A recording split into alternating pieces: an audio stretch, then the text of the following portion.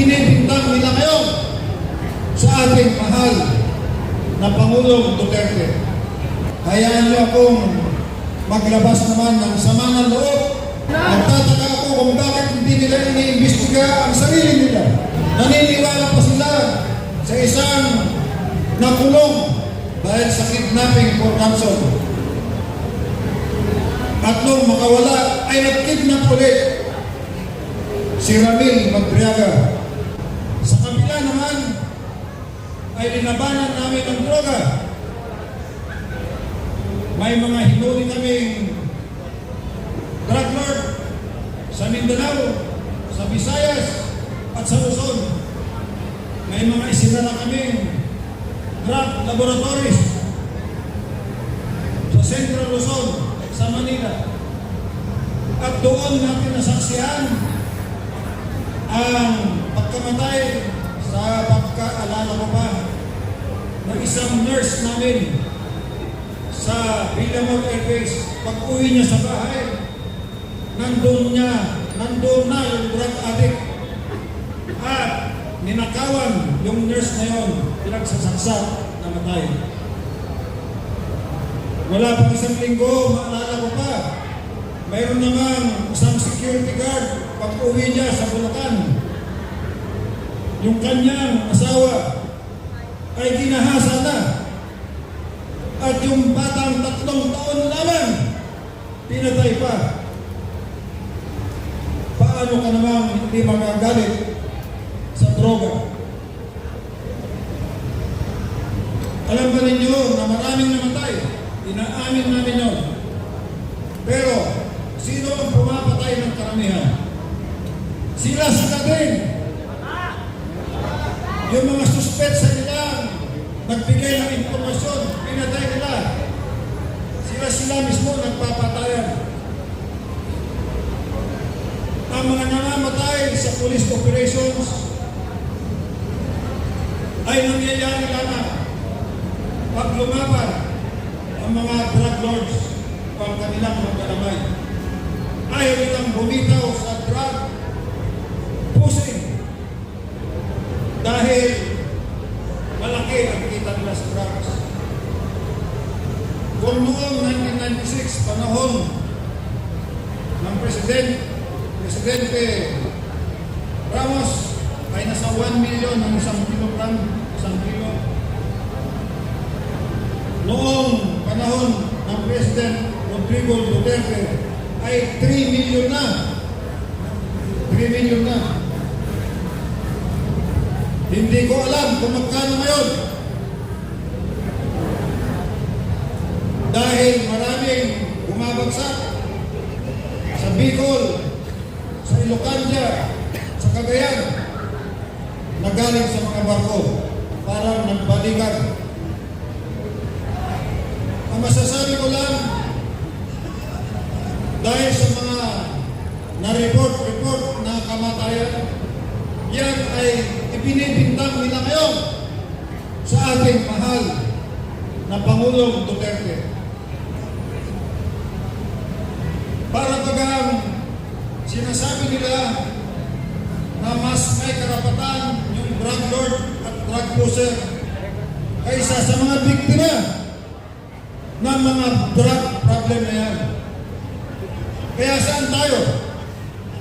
Tayo ba ay maniniwala na dapat ay litisin ang Pangulong Duterte doon sa International Criminal Court? Tama bang ikulong siya doon? Mas nararapat ba ang dapat dito siya litisin kung may kasalanan ba? Kaya magkakasama tayo, mga kalungsod, dahil ako naman ay tumira dito sa New Capital States ng 5 taon. Pagka-retire ko sa military, mga kababayan, ako ay naniniwala na dapat lang ay ibalik ang ating Pangulong Duterte sa Pilipinas. Dapat palayain siya. At ako ay nagpapasalamat at tayo ngayon ay nagkaroon ng isang pagtitig magdikon, magsamba, magmisa, at tayo nagkakaintindihan na ang Pangulong Duterte ay hindi dapat kritisin sa ibang bansa. Mas maganda pa nga, karapat dapat lang balik na siya sa Pilipinas. Bago po tapusin, hayaan niyo akong maglabas naman ng sama ng loob sa kapitbahay natin dito. Sa Batasan, nag-o-overtime sila. Mahal na araw na nga, nag-o-overtime pa para maghanap ng ebidensya dahil wala silang makita mabigat na ebidensya na laban kay Vice Presidente Sara Duterte. Nagtataka ako, napakarami ng problema ng Pilipinas ngayon dahil sa gerang nangyayari. Inuuna nila ang politika. Siguro, marami silang maleta.